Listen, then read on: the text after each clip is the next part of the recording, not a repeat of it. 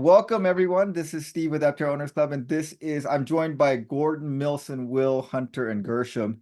And these were some of the guys that were lucky enough to go tour the factory this past weekend. So I wanted to kind of get you guys together and get some firsthand feedback from the trip, okay? So let's go and maybe have everyone give a quick introduction, who you are, maybe where you live, what you do, if you want to say that, and like your history with Aptera, like what you find out about. Okay, we'll start with Gordon. Okay, well, I first heard about Aptera in 2007, gave them $500 to reserve one, and was very disappointed when I got my money back in 2011. Mm-hmm. But luckily, I got on the list, and they contacted me in 2019, asked if I wanted to invest, and I said yes. Jumped on as a Paradigm reservation holder, and have been following them closely and continuing to invest along the way. Saw them in fully charged live, got to sit in it, but missed out on a ride. So I was glad to get a ride when at the event this weekend. All right. Milson? Hi there, I'm Milson, Minneapolis area in Minnesota. And I think I reserved like a couple years ago at this point. And I've been tracking it as it's been going, adding here and there. And then when the accelerator program launched, I jumped into that. So I'd always been looking for a time that sort of on a planned basis, I could try to make it somewhere to at least see the thing or maybe sit in it or take a ride in it. And so kind of jump in that opportunity and joined up the EVA, so could head out there. Yeah, by Awesome. day I work in healthcare. I'm like a software engineer guy. Okay, cool. And Milson, you were gracious enough to provide us most of the footage that that will be on the channel soon. So thank you so much for that. Oh, no problem. Happy to. I think that was the easy side of it. All right, Will. Yeah, hi. My name's Will Chapin. I'm up here in Redwood City, California. A little plane jump ride away from San Diego. I followed the first iteration of Aptera, but I wasn't too interested in the hybrid approach. But I thought that the innovation around the aerodynamics was neat. Sad to see them not make it through the turmoil. But as soon as they came back and they were coming with an all-electric approach, I got extremely interested. First time we were able to make a reservation, I jumped in there. I felt all along that I would become an investor, but I stayed on the sideline because of all the risk involved with what they were doing. I finally got enough risk mitigated through this last year that I called a meeting with Steve, Anthony, or Chris Anthony, and actually I called a meeting with Chris or Steve, but Chris was the one that answered it. And we talked a lot about the technology that Aptera has brought to bear on this vehicle that's not specific to the vehicle. And I felt like that was very important for the value in my investment. So I only recently jumped in with 2 feet on the investment side, even though I made a reservation early on. I did go to fully charged, and like Gordon, got to sit in the vehicle and check it out. Look under every angle underneath and inside, and check that out. But looking forward to riding it, and the ride was fun, definitely. Right. Oh, and my day job, I'm a roboticist, automated processing engineer, working in surgical robotics right now. Oh, cool. All right, Hunter. Yeah, my name's Hunter Arnell. I'm from Denver, software engineer. And I remember seeing a couple videos from I think it was Rich Rebuilds and Sandy Monroe about Aptera back in 2020, and was like, wow, that's a cool car. And then promptly forgot completely about it. And then 2 years later, I saw somebody else's video. I forgot who it was. And at that time I was in the market for a new car, and I watched it. I was like, oh my gosh, this is amazing. This is exactly what I want out of a vehicle. I want something that's small. I'm tired of all the, giant trucks on the road. And this seemed perfect for me. So I hopped into the community then, got to go to Fully Charged Live in San Diego to see the Gamma reveal. So that was pretty awesome. And then decided to hop in the accelerator program after it launched. First big investment. We'll see how it goes. But yeah, just been in the community and annoying my friends with all the Aptera news ever since. Awesome, awesome. And Gershom. Hi there, Gershom from Los Angeles. Unlike some of you, my background is not in engineering or technology, but in art. I have degrees in the psychology and in art, and I work at Art Center in Pasadena, which is the home base of, which is the place where Jason Hill graduated. Oh yeah. Yeah, I have once or twice run into him. I'm not in the automotive department, but my first interest in Aptera so many moons ago in the 2007, 2009, something like that, was first of all because I just loved the way it looked and it made visual sense to me more than anything. And then, the technology quickly convinced me of the rest. I've never been interested in cars because I come from Holland where we are on bicycles. So I've always been sort of far away from the whole thing. But that was the first time I got excited about a car, and I was heartbroken that the whole thing fell apart. Very excited to see it relaunching. Stayed on the sidelines money-wise because of the obvious risks involved, and gradually have been sort of getting more excited about it. I thought it became more realistic, and jumped in the accelerator program. I'm around 700 by now, and was very excited to see the thing in person. Okay, so sounds like a lot of you guys are investors in the thing or part of the accelerator program. I just wanted to ask you guys about that a little bit. Like, are you in there because you feel like it's a good way to make money? Or are you in there because you feel like it's a good thing you want to support? And if you happen to make some money, so be it. And if you happen to lose money, you feel like, well, so tell me your thoughts on that. Yeah, Well, Yeah. I've been in since very early, and I would say that I continue to support it more to have one than to make money, though I hope I at least make my money back and get one. Speaking for me, it's kind of all of the above. It's been different things at different times, but it's definitely because I'm stoked to get one. And I was like all about jumping the line, given the opportunity. But also, the more I've looked at it, like from a pure investment perspective, I'm feeling pretty good about that end of it too. So, kind of one of those things too. You see, I can think of a few things that have gone by I didn't jump on, and this one's like, put my money where my mouth is. I'll say that I'm not in it for me personally receiving a vehicle, although I certainly hope to get one, but I'm in it to see them succeed. I am in it to see a lot of the technologies that brought to make this work, for them to get spread around to other projects beyond this particular two-seater vehicle. So I'm investing in the bigger picture. I'm not investing to make money. Matter of fact, I've made enough investments in startups that have gone to zero. So I know very much what it feels like for me to lose everything I put into it. I was intending to invest outside of the accelerator program. Chris convinced me otherwise. He said, I'd really like you to be in line for a vehicle. I said, what I really want is I want a later vehicle when you're producing everything in the United States, when you've worked out all the bugs, you've done maybe an iteration or two. So maybe a year or two after production starts. And he goes, get an LE and then buy what you really want 2 years later, that's the way I want you to do it. That's the most support you can do for us. And so I said, okay, I'll invest in the accelerator program. So he pushed me forward.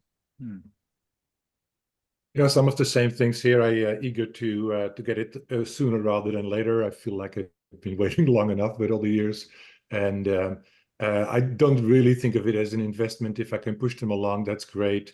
I don't have the money, the multi-million-dollar money, to really change the story. So it's sort of like, if I can keep them afloat. And I was at Aptera headquarters, and I saw one trash can and 2 doorknobs that I can claim as mine, and that's about it, realistically speaking. So I feel like I can sort of help along, but don't really change the conversation. If I could, I would. And it's given how risky it is, whenever we read the SEC filings, I'm reminded, like, you only should put money in that you can afford to lose. So that's what I do. Yeah, similar to everyone else, where it's mostly to support the company, and I think that them succeeding would make the world just a little bit of a better place. Have no problem losing all that money if it doesn't end up working out. But yeah, figured I could try to help out a little bit, and getting that vehicle early on and getting to have heads turn on the road is a extra little fun bonus. So yeah. So I think, if I can add something, another reason that I sort of take for granted that I'm kind of all in EVs already, and just support that mission. I want to see sustainability go and all those things.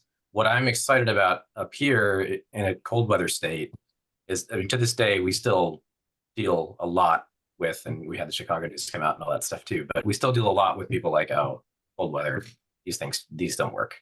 They're not for me. And that said, I think, uptake on things like Teslas and other popular EVs has been really big in Minnesota. So like that part's not hard. Kind of, we've, broken into the bubble there. But having something that looks like that will force the conversation and show that works in the winter too, that looks like an Aptera, is one of the reasons I'm excited to get one early, just to, both be able to validate those things up here, but to be able, from an advocacy standpoint, to show people that and push the conversation. Yeah, great. So a lot of you guys, sounds like you saw the Aptera at fully charged. You saw the Gamma. It wasn't like fully fleshed out. I mean, they had like the old plastic solar panels on it then. What did you guys think when you saw it now? Did it look appreciably different? Did they have the new solar panels on it? Yeah, at least a couple panels were upgraded, and they look much better. It's hard to say, how they'll do overall as far as, better charging or better whatever, or resistance to everything. They look like, if they're like a cell phone glass, I've had my cell phone for 5 years and I can see a few minor scratches on it. I think it's going to be great. They gleam. I mean, they're like a gloss finish on a car, is what it looked like to me. Steve, did you get a video of the ball drop on the solar panels? Did you see that? Yeah. So Milson had some, a couple of people trying the ball drop. Now it was kind of from far away, so you couldn't see actually where the ball impacted the thing. You could just see the device and you could see the ball falling. But yeah, tell me what you wanted to say about the ball drop. Well, I was just going to say that's just kind of a proof as to how durable those surfaces are going to be with that Gorilla Glass. I was quite impressed by that. I dropped one of those balls, and it's fun little exercise. But we also had opportunity to hold the actual cells before they get encapsulated, and how easy they are to break. I was really, they're very, very fragile. And then with with very little weight and very little volume added, these things suddenly become strong enough to drop a ball on like that. I think that's astonishing technology. I can barely get over what an amazing that the IP there must be quite valuable. I'm thinking. I think I posted on the channel that it was said that they can currently make 10 panels per day, and it wasn't entirely clear to me if they meant roof, hood, and all the various parts, but 10 is the number that was thrown around. Yeah, so it wasn't, you don't know if it's 10 sets or 10 No, panels. I think Oh, it's I didn't it's get 10 that. panels. And, I believe it's 10 panels. okay. And so they have said they do have to scale up that production. You know. So I got my impression for that part was that they have made incredible technological improvements there that are absolutely very, very important and quite valuable, but they do not have a production line. They have machinery to make those 10 panels, but there's absolutely nothing along the lines like multiple machines with input, output, and storage that looks like a production line. That is just not yet there. It looks more like a prototyping line. Yeah. Well, I mean, the key element there is the Maxeon cell machine, and that they bought that from SunPower for $1 million, and that's what's limiting their capacity right now. So they have to get the big check for production to be able to go out and buy perhaps 3 more of those machines. Yes, Gershom. William, I believe you, but I didn't get. My impression was that the machine that forms the vacuum forming, They'll need that was the limiting factor. But Yeah, they can all that. Yeah, they can produce a lot of the strips of cells fairly quickly. That machine goes pretty quick compared to other parts of the process. Yeah, I believe he said about 50,000 vehicles worth of cells a year was what the Maxeon machine could do. So I think it's other machines in the line. Yeah, and they're kind of strewn about. There's like a walkway around, and all the machines are just kind of plopped where you can access them, but they're definitely going to be in different spots for the final assembly. Just like the mega press that forges the carbon, it takes a certain amount of time to go through the forming process, and then they also have to, like Steve was saying, they have to work out the whole manufacturing process where they can scale that up. But yes, and William is right. They need a big check to really have the equipment to really work on that part. I think Chris said that for the press, that the vacuum thermal press for the put the glass on the panel, I think he said that takes 15 minutes per panel, and they're talking about spitting a car out every 11 minutes. Well, 11 minutes plus a minute to transfer the car.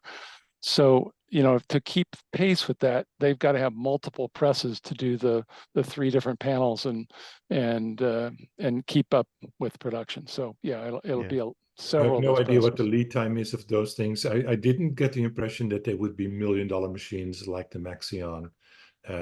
But they definitely need investments there. I don't know if that's a huge check, but they certainly need it. So so since we didn't get to see the ball drop test, like how heavy is this ball? How far is it dropping? And after you dropped it, did you see any damage at all on the panel? Multiple ball drops on the same panel, absolutely no visible impact. The ball itself, it was about yay big and solid steel. I would say about so 2 they were inch joking diameter. it was like the one that broke the window on the Cybertruck. Right. Yeah, that was the reference joke. made there. And it was said to drop about, I would say, a little bit over 3 foot. It was about a 1 meter drop. Yeah.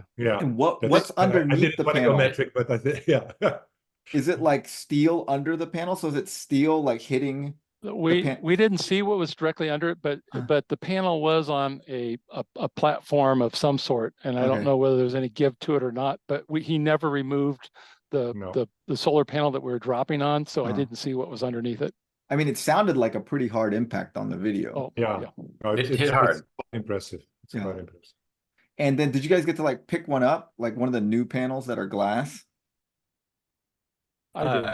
Yeah, they handed them out to the EVA meeting attendees. So they had a couple of them going around, and Those they were a just really cool. small test panel, not really the whole front. We did get put with the flexible part that we've seen in other videos as well. That was out, and we got to sort of hold on, wiggle it. Yeah, between two fingers and wiggle a little bit. that was the glass part. Yeah. And Yeah. what are you guys' thoughts on that? Amazing. Yeah, the fact that that glass can bend, you know, I guess when it's this small as your cell phone, you don't notice that it has some flex, but that was impressive. Like, how thick was it? Not Some thick. millimeter. Very, yeah. Yeah. Yeah. Yeah, the fact that it was that thin yet that wide, and I mean, they would- pick it up and just Yeah. flop it and bounce it Yeah. around. I mean, yeah, yeah. He said that Again, given how fragile the actual cells are in it, I'm quite astonished by that. Yeah.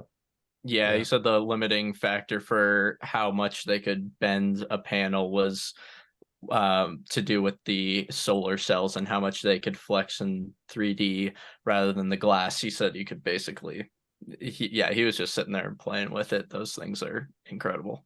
There was some conversation about how unique this stuff is, and Chris Anthony was mentioning that other companies had been interested in this technology.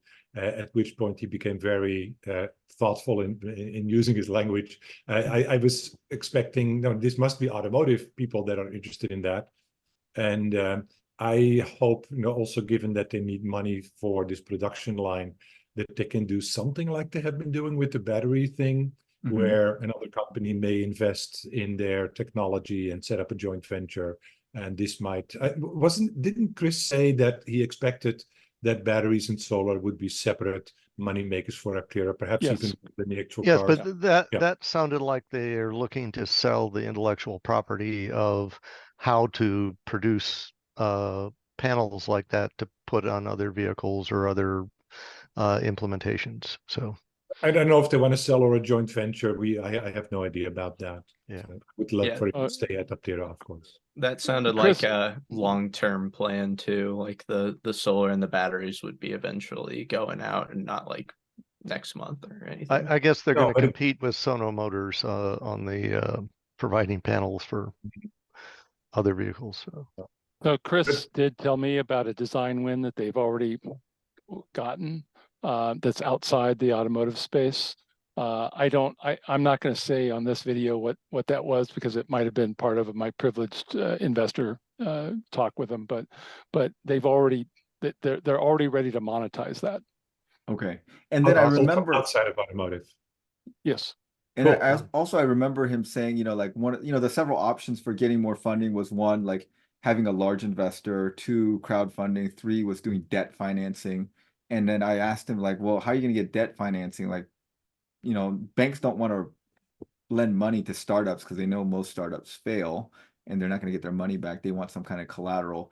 And he was saying that the IP, their solar IP, was found to be pretty valuable, and that the banks were willing to give them debt as and using their IP as collateral. Did you guys hear anything about that? No, he details didn't other than release that. it. It was mentioned indeed that was. My impression was that Chris was suggesting that is moving along at some pace and might really happen in soonish. Okay, that was the impression I got as well. He mentioned the debt financing. Yeah. Okay. Yeah.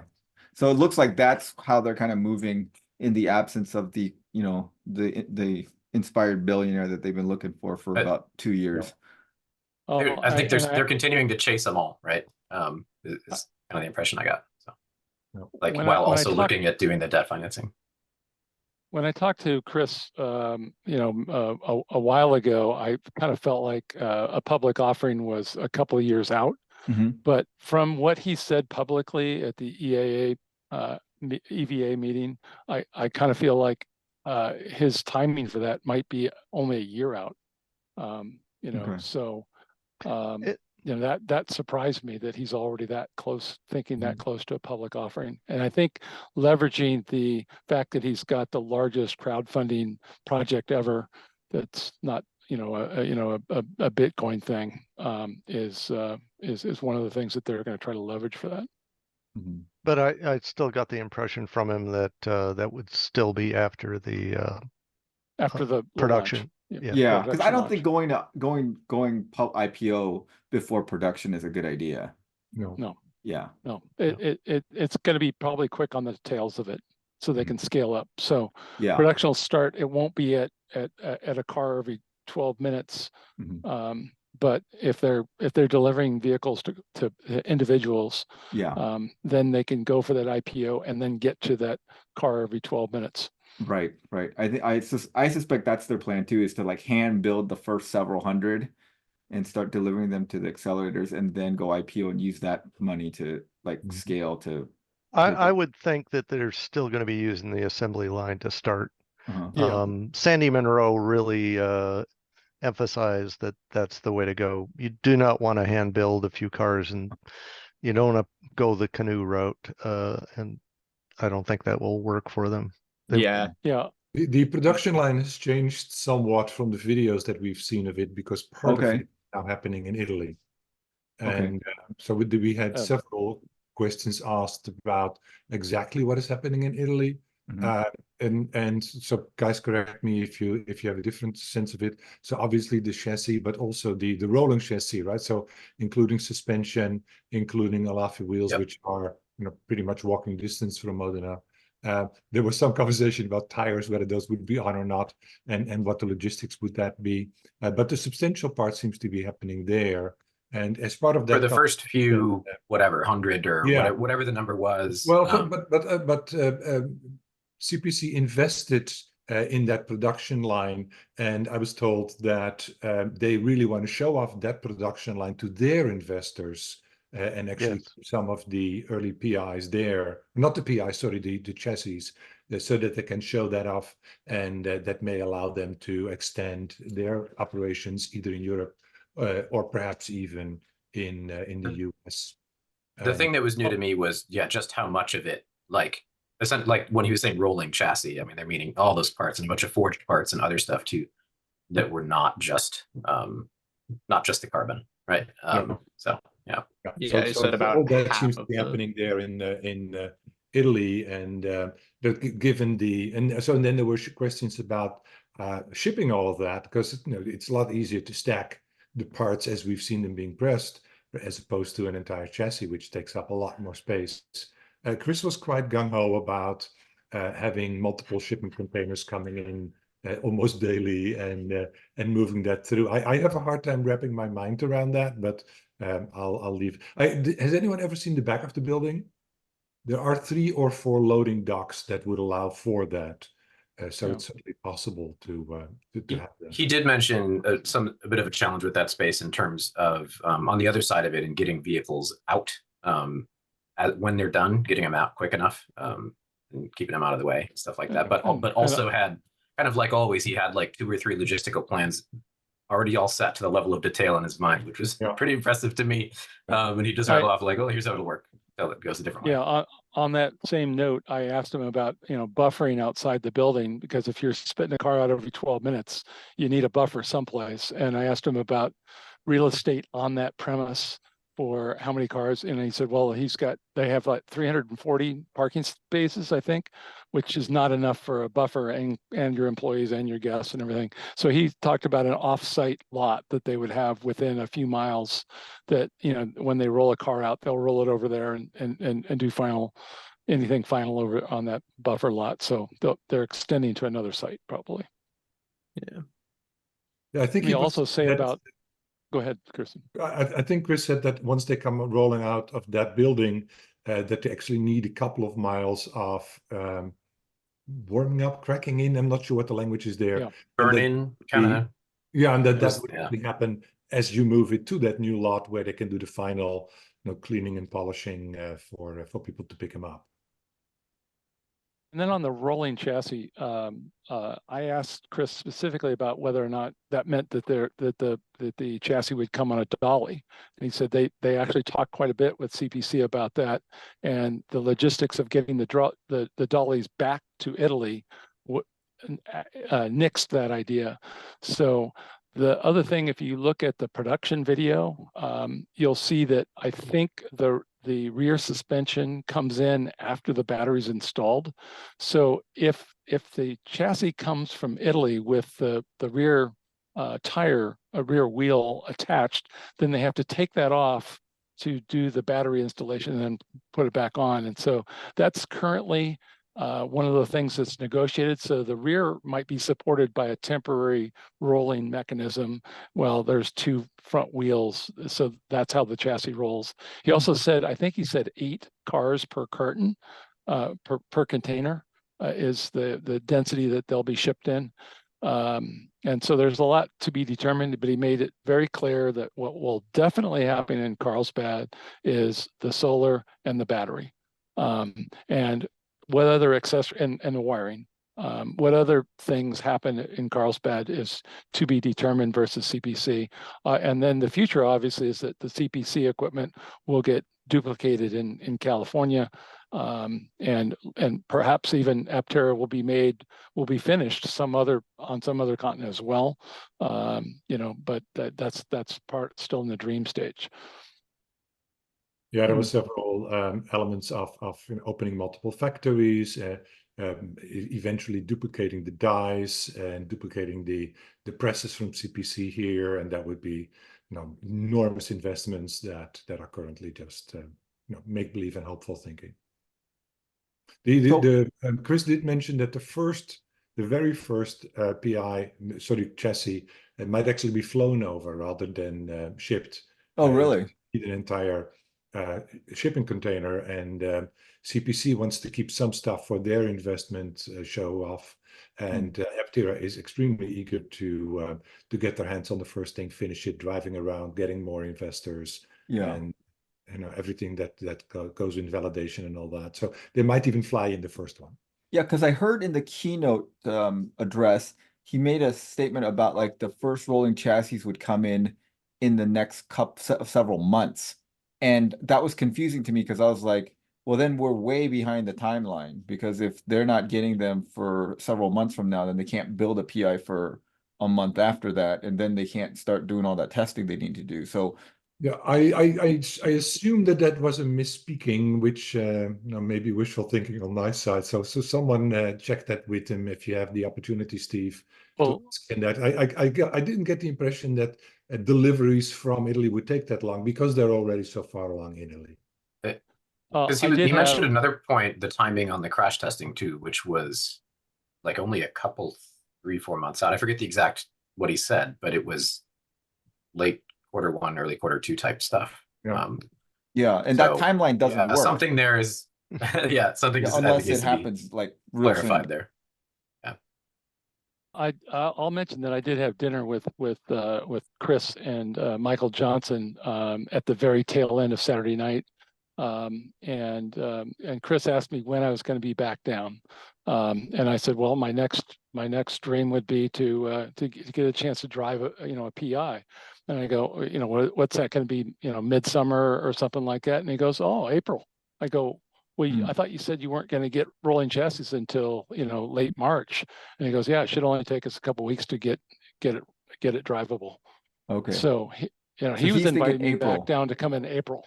Yeah. Okay. Because I've been trying to get down. He mentioned the app on that timeline too. I think having the app ready to go, and even they're going to put it out for like public testing. It sounded like against mock vehicles in the app. So. Yeah, because I've been trying to go down there when the bodies come in from CPC, so I can get it, have something new to look at. And I sort of got the impression back in December that it might be like late January when that happened, but it doesn't look like that's the case, because I've been asking them, when is it happening? And they said, well, we don't have an ETA for you right now, but maybe this April is the most up-to-date information. I think March. Yeah, March is when that first air flown chassis might arrive. So maybe about 5 to 6 weeks out from now. Yeah. So did you guys more work is done in Italy than we previously expected. So the delay, it's not quote unquote delay, it's that some of the work is happening there, and Someone told me, other than Chris, that the line in Italy is looking amazing, but it's not theirs to show because it's CPC. But they have seen images of it and they're very excited about it. So that's apparently on its way, or quite well developed. They have, of course, we see pictures of people there in Italy that seem to be working on that, and so we don't know much about that, but it seems to be moving along quite well. So did you guys get to see, they said there's like a interior mock-up of the vehicle. Did you guys get to see that or sit in it or anything like that? Someone did. I'm not sure which interior mock-up you're talking about.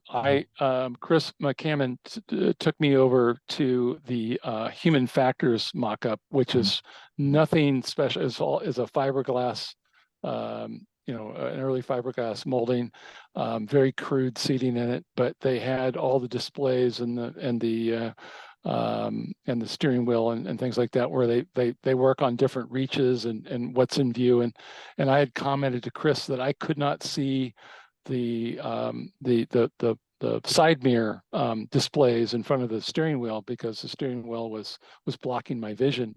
And he said, we've made an adjustment for that. And then he took me over to show me the human factors, and it was buried way back in the left corner. So we had to walk way back in that corner to get to it.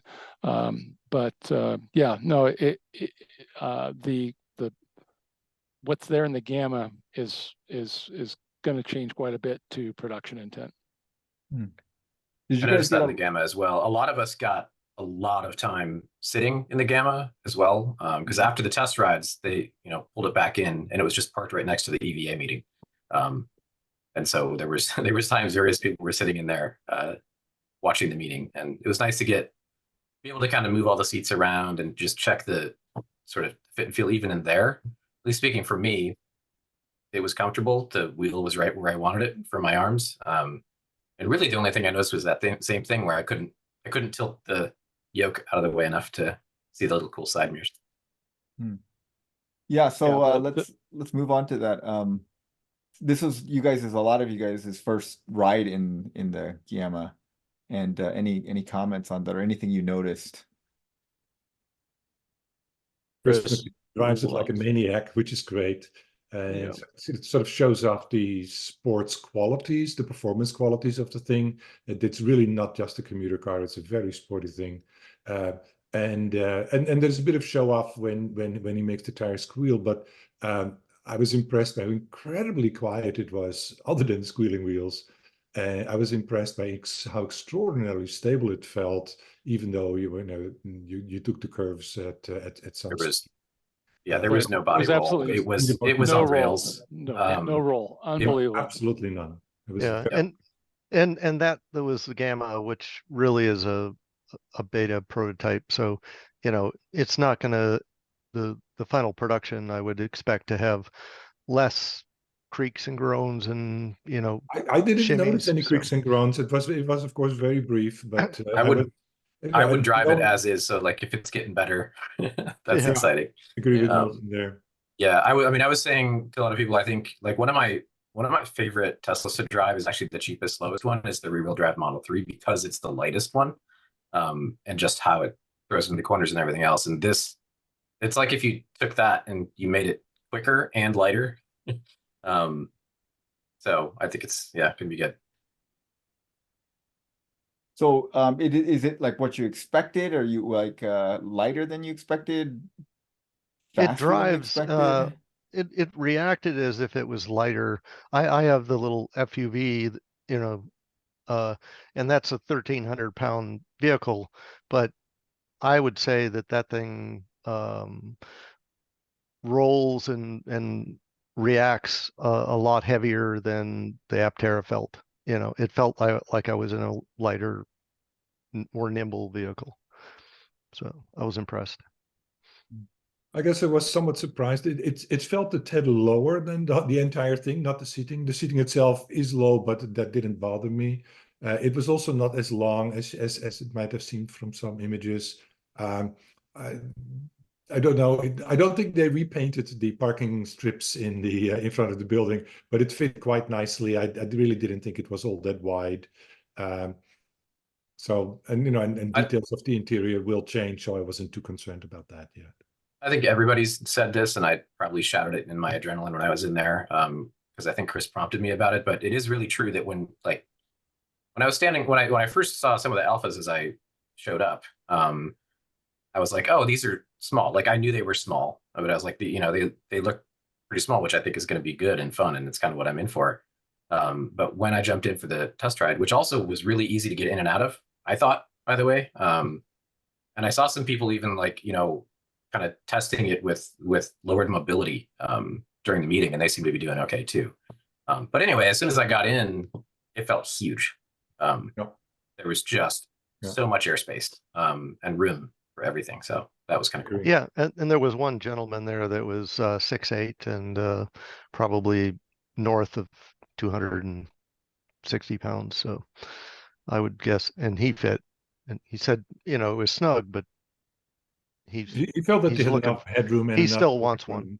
Yeah, yeah. It I didn't seem any different know- for me from like any smaller sedan, Mhm. but it was still very comfortable. What I noticed when I got into the Gamma is, the way that the doors open, and I want to kind of get into a car by like sticking my one leg in and kind of ducking in and putting the other leg in. If you do that, I like that door looks like it might like hit me in the head. It's a little bit. I don't know if you guys got that feeling, but and then they were like, you just have to put your butt in first and then like swing your legs in. I It's just think a you different can way of getting in. Yeah, you can find. I got in a couple times by putting my foot in first.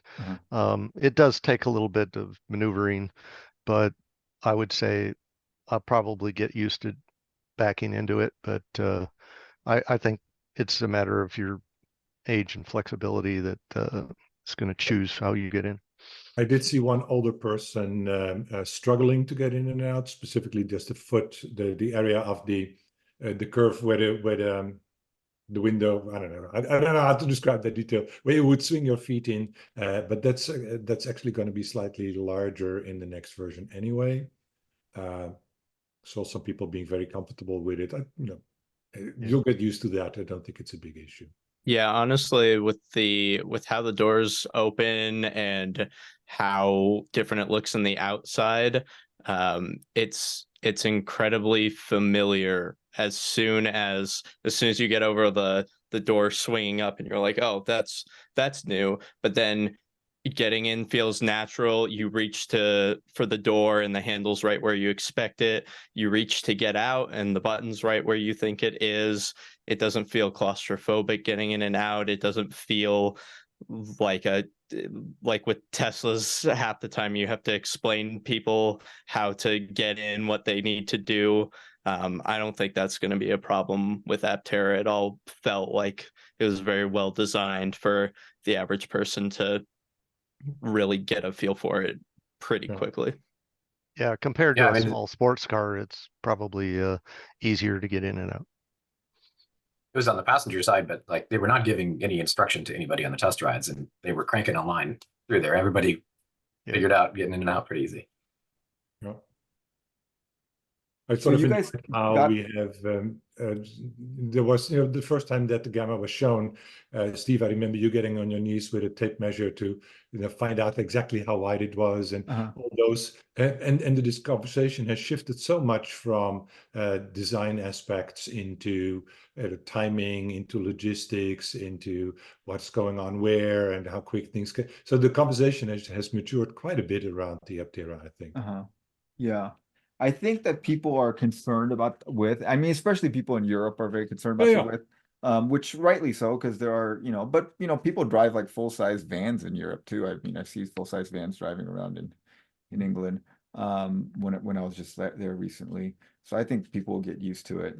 But at this point, I think everyone is just interested in like when are we going to see a production vehicle? We've been seeing all these prototypes and we're like, oh, well, the production is going to be slightly different in this way and this way. And we just want to see like the thing, like this is it. And this is how it's going to be. So I think that's what everyone's interested in. Now, Chris, I know that you are interested in camping with the thing, and so am I. Yeah, absolutely. And I don't know if you saw it on the Discord channel. There was a gentleman who I saw was so that. excited about fitting his mattress that he actually showed up with his mattress and a pump. I have the video for 2 or 3 minutes if you want to see the details of him crawling in and out. Yeah. It's quite hilarious. But the But mattress fit that was, thing is like a foot thick mattress that he put in there. yeah, I don't think it was a foot, but it was ridiculously thick. Yeah. And somehow he wanted to be able to sleep in it with the lid closed. Yes, It's like, that's not happening. why would you do that? I mean, but I come from actual camping, so I go into the mountains with my backpack and my little mat that's yay thick. So Yeah. Yeah, you don't plenty need of a room, certainly with the lid yeah. open. A smaller mattress, a thinner mattress would be fine, But it fits. That was the. I think, I mean, there is a reason to want it closed, and that's HVAC. I mean, Right. if you're like, if I'm car camping, I'm car camping. When I sleep in my Tesla, it's awesome because like the gear goes I sleep outside in in the a cold tent. tent, and I go inside. Yeah, well, I sleep know in that. a tent. I mean, that's what sleeping bags are for. So the Yeah. idea of an HVAC in a tent is like, what? How spoiled can you guys get? Yeah, I mean, everyone has different for that ideas of what specific camping brand is. of camping. Exactly. Right. Yeah. Yeah, like there's people that think that being in a luxury RV is camping, but I understand. And then some people go backpacking. And For me, once there's a car near the tent, I've just fully given up, and I'll sleep in the car now. That's what Yeah. But, if I'm backpacking, I'm backpacking. Right. We have a camper and it's got a fan. That's the air conditioner for it. Yeah. But I know that I laid down in the back of one of the Alpha vehicles, and I can totally fit with the lid closed. Oh yeah. And with like probably 2-3 inches to spare with my with either my head or my foot to the back, the narrow part of it. So yeah, I don't know what the Gamma is supposed to be bigger and the Delta hatch is a little bit different. So I mean, we don't know exactly what the dimensions are, but we know it's going to be a lot bigger than the Alpha. I think Chris McKinnon said it would be 6 inches deeper. So with the redesigned rear hatch, that it would come out on 6 inches opening space. So I know, like, for someone who's like not like 6'8", if you're like around 6 feet tall, then I don't think you're gonna have any problems as long as you use like a 2-inch thick mattress instead of a 12-inch thick mattress. Sleeping. Yeah, with I'm the lid looking closed. forward to that tent back end because I think you'd want to have the full solar, and I don't think you'd want to sleep in there with a totally dark canopy. But the tent would make it much more open and inviting. Mm-hmm. Yeah. I didn't hear any conversation about the tent, but I've been indeed very curious about it as well. Yeah, I think that's he mentioned of it on the back again. burner. Yeah, I mean, he did mention that it still exists and they're going to make it. Yeah. When I talked to Jason last about the tent, he was saying that basically they're talking to some people that know about tents to like help them, design the thing, which makes sense, Yeah. Yeah, and I think the other thing that was mentioned, I forget where I saw it, that they talked about there may be some things that will come as an aftermarket or as a upgrade that maybe you might not get when you get your vehicle delivered, but you'll come back and get it installed later. Yeah. I mean, just looking at the way that it is, especially with the hatch now longer, and having a clamshell up, it wouldn't be too hard to design a tent for it. It'd be pretty easy for some small company to make it. Like there was a company called Habitent that made a tent for Priuses that actually worked very well, and I think it'd be pretty easy to do. But so you guys also got to feel some pieces of the SMC stuff. Oh yeah, those were, and some of them had like the wrap on sturdier. it too, right? We didn't handle the ones with the wrap on them. They showed them to us, but the parts that they handed around in the audience, they were definitely sturdy. They were a little thicker than I was expecting, but they were rigid, like non-flexible in any way. Yeah, I was quite. So we had the black and the white stuff, I guess the carbon stuff and the fiberglass stuff, and the black stuff, fairly thin, very light, and absolutely rigid. Absolutely rigid, and absolutely not. The white stuff had just a tiny bit of bounce to it, if you really insisted, but that too, certainly with the shape that it was, and quite impressive stuff there. So there was and like lightweight too. I mean, it was for it was that surprising lightness that you sort of expect from that material. Yeah. Mm. And was there like a noticeable difference in like, Gershom, you said that there was a rigidity difference between the glass SMC and the carbon fiber SMC? And was Yeah, there the like glass a stuff weight I difference could as well? with effort. It was about yay long, and putting my thumbs underneath it. It had the tiniest bit of spring, whereas the black stuff, absolutely none. And how about weight? Very light. Like, were they both very light, or one seemed to be Yeah. lighter than the other? Hard to tell. Yeah. I thought the glass was a little Uh, lighter, but I think could it be. was a little thinner. Thinner. Yeah. Yeah. But they And both had also embedded what do you call it? Screw Embedded fittings, fasteners. fastener Yeah. points. Bosses. So Yeah. both embossments, both metal and fiber or plastic. I couldn't tell what some of them were, but so they were testing out various types of fasteners. yeah, I just remember from the video that Milson sent me, I watched all of it, and then he was saying that they had put the wrap material on it and they had it baking out on the roof something for the past year or two to test it. And I was happy to hear that they had been It sounded like they've been looking at both vinyl and paint protective films. Yeah, they He have. had They some more talked detail about that uh, stuff. Yeah. Yeah, go ahead. Yeah, they talked about working with 3 different suppliers, I think they mentioned, and had looked at both wraps and paint protection films. I don't think they had decided on anything firmly, but they were definitely exploring a lot of different options. He had some ideas about the maintenance intervals that he was talking about too. And in the It sounded maintenance a lot intervals, like he also talked PPF and about wrap, where the edges start to come up a little bit eventually and fix that, and then there's a maximum life. he mentioned a couple $100 for that. Hunter, do you remember? Yeah, it was. I mean, it's with wraps, like a couple $100 for the whole material, and then depending on if you do it yourself or take it to a shop, it's gonna probably 1,200 would be the most you would ever see, but that's for redoing the full body. And he said that would be expected to be on the timeline of about 10 years, and then at about 3 to 4 years is when you would start to see the first bit of degradation around just corners and edges, and that you can mitigate by taking it to a shop and having them do like some edge protect. So that shouldn't be, it's not going to be like having to pay $1,500 every 3 years to replace the wrap. So that was nice to know.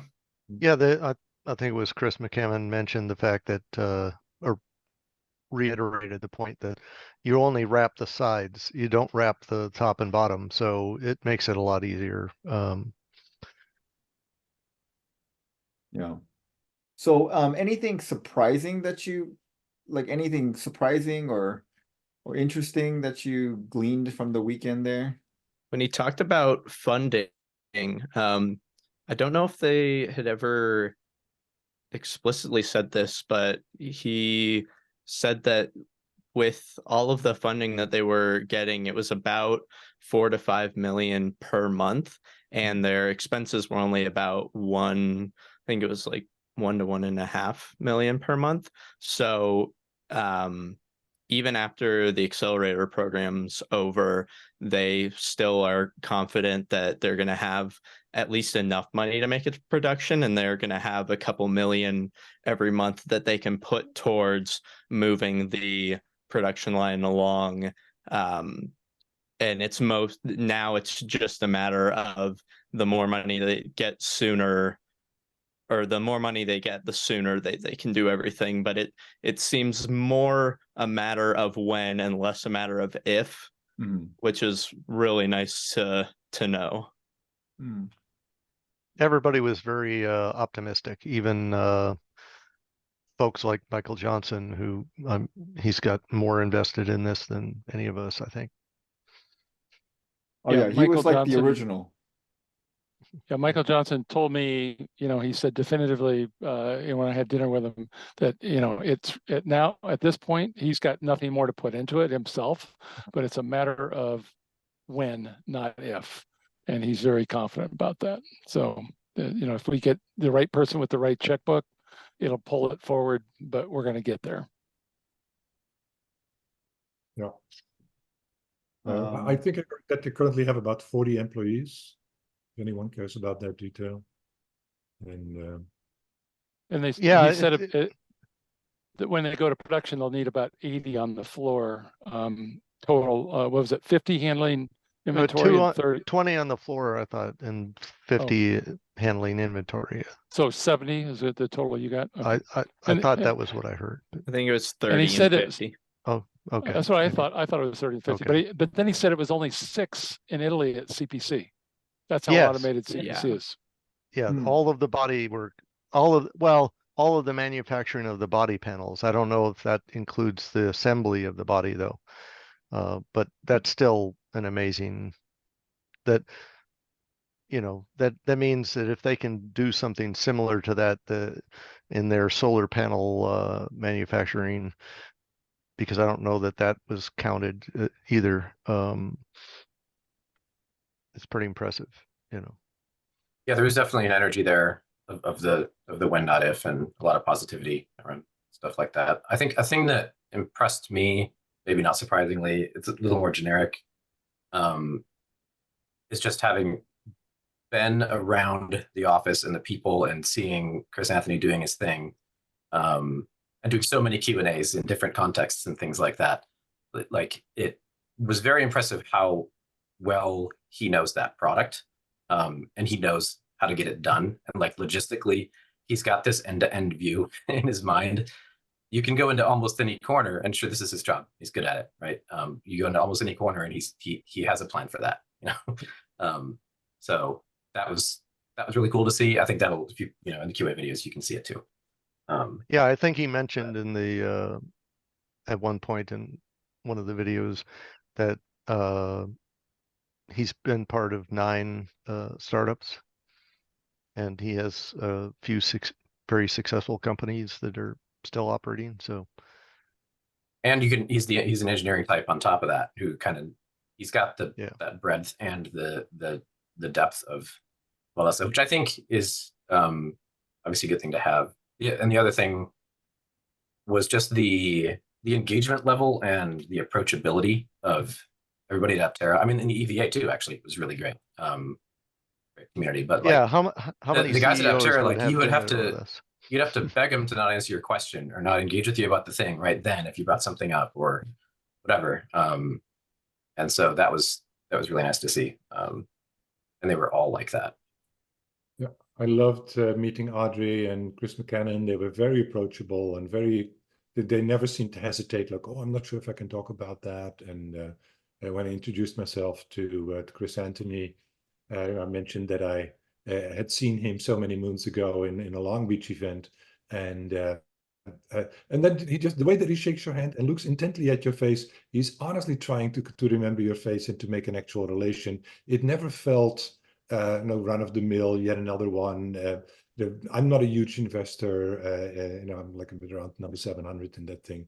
But he honestly takes the time. That felt very personal. I felt very seen by him, and I think that's an important part of being able to run a company like that. I really appreciate it. Absolutely. I ran into him early in my trip, and we talked about, I was out there for the EVA stuff, and he was like, send me the email with the agenda. Like, I'd love to know what all the stuff going on is. And I messed up the email and used a .com instead of .us for Aptera. Mm-hmm. And when he came into the EVA meeting, he was like, man, I thought you were sending me an email. And I'm like, oh, whoops. Yeah. Send it to him. And because he was like, he wanted to come to the dinner, come hang out with us. So got it over. And yeah, very good. I had a small issue with some of my earliest investments not showing up on the leaderboard, and I thought, eventually I'll deal with that. So when I saw Audra and I mentioned that, she immediately took down my info, and before the end of day it was fixed. I was quite impressed by how quick and how responsive they were in that stuff. Can I say something about the low voltage bench that we saw? Well, of course. Well, we're still talking about Chris Anthony. Let me just point out one thing: how he interacts with his employees, where Chris and Audra, aren't VPs or whatever.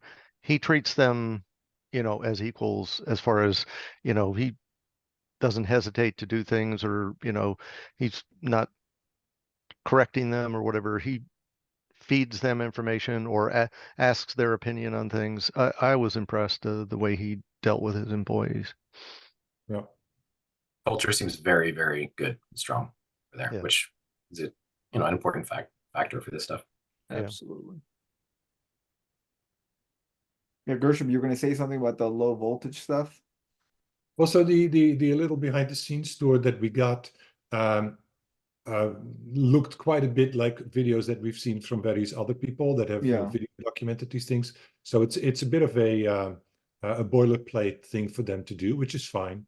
And I recognize the low voltage table. It has about the same dimensions as the actual car and the various sensors and so on. And it hadn't changed that much since the first time I remember seeing that on a video. Some Yeah. of the circuit boards maybe new. I can't judge that. So I found myself thinking about that, and it's not like it's gathering dust, but my impression was that they've just worked that out. I mean, they leave it up there for us to see until they have actual production. It looks good to be able to show the amount of cables on a regular car and on the Aptera. So it makes for good display, but they've sorted that out. That's already done and dealt with, or at least that was my impression. Yeah, it feels that way about a lot of things. Somebody mentioned earlier in this that how the conversation has evolved and matured. I think the company has evolved and matured as well, as far as how ready they seem, how they seem to be close or already there on production designs and processes, and all the softwares in place, all of the agreements are being made, and they have answers to all the questions. They've thought about everything that you've thought of, and 10 times as many things that you never have. And it really just feels like they are excited and they are ready to get these things out on the road. Yeah, that's They've made good impression use that of I their get. time. That's the impression I get is, okay, go ahead, Gordon. Sorry, they made good use of their time. I think they've taken the extra time and filled in a lot of the details that were a little vague at the beginning. So it's good. And they've taken care of the money. Like the capital efficiency with which they operate is just mind-blowing. I don't know how they do it. Yeah, I was about to say, like, following up on what Hunter said, is that, I'm kind of a skeptic myself, like, naturally. And so I always feel skeptical about everything. And then, but whenever I talk to these guys, when I talk to Chris or Jason or, Chris McCannon or any of these people, I get the impression, yeah, like we think about it a lot because we're fans of this stuff. We're like, oh, have they thought of this? Have they thought of that? Well, how are they going to deal with this? How are they going to deal with that? And you just like realize after you talk to them, oh yeah, they thought about that like 6 months ago. All the stuff we think about, they've thought about it, and they have. And so I just feel like I have a good feeling of like competence from them whenever I interact with them. And so that always allays the skeptic within me every time I interact with them. So that's good. Did anyone Yeah, I've been impressed. Did anyone feel like we're kind of in the lull before the storm? Yeah, because when those PIs arrive, it's going to be crazy around there. They got to do so much design verification, so much validation, all that sort of stuff. But we're kind of like, I mean, there was some talk on the Discord about the AGVs. They could get those off the shelf and play with them right now if they're really in a lull. But they're probably not in a lull, but the perception is we're in this 2 month of holding until those PIs arrive, and then they're going to go nuts. Well, I think they're working on their UI stuff right now. I don't know if they gave you guys a look at the UI. So I talked to their UI guy like almost a month ago now, and I have an interview, and they've asked me not to release it until they release some information officially. But the UI looks super cool. It looks very, very nice. And it's very like the way that they've thought about it. seems very nice. So I think they're working on stuff like that now, the stuff they can work on. So I feel like they're, they're definitely not spinning their wheels at this point. But I was like hoping that the CPC body would be here and I could go like visit them, or like maybe you guys could have seen it and been like, oh yeah, we saw the thing, the actual thing. There was And, no like single massive surprise or drop, yeah. But But the Yeah, whole it would have been nice if it was there, but I don't think I regret going there when that it wasn't there. So yeah, not at all. Still learned a lot, got a lot of access to it and to them. It was really well organized too. Yeah, that special tour that you guys got was pretty awesome. Oh my God. Yeah. Yeah, that was so cool. Yeah. The get it and like getting to see the factory and all the machines and getting shown what everything was like, that was cool. But getting to talk to Chris and Audra and just pick their brains and get all of our questions in and find out everything that they wanted to tell us, that was special. Bounce around on the floor with them was pretty fun. So shout out to Emar for his part, I think. Yeah, once that together. pretty much, yes. yeah, I actually missed the tour. I got a little distracted talking to a few of the other EVA folks, and went off to see the QC Charge tour, which is a sort of repair for electric vehicles. And I think little shops like that are going to be taking advantage of Aptera's right to repair, and they're going to do two things. One, they're going to be the go-to place if you don't want to do DIY repair. And they're also going to be probably developing add-ons and improvements that maybe Aptera, thinks is a little more niche or doesn't have time for. So I think little shops like that are going to really improve the Aptera going forward. And I hope there are more of them than I guess I think with just two. right to repair will be very compatible with that, Yeah. working well too. Mm-hmm. Okay, well, I want to be respectful of you guys' time. Thank you so much for showing up to share your experiences. Any final thoughts before we wrap up? Go Aptera. I didn't come out any less excited or any less confident in where this is going, would be how I would sum it up. And if anything, it was just the energy was palpable. There was positivity everywhere, and it was it's a fun place to be. It's great to see. Yeah, can't wait. Completely to second that, Milson. Yeah, completely.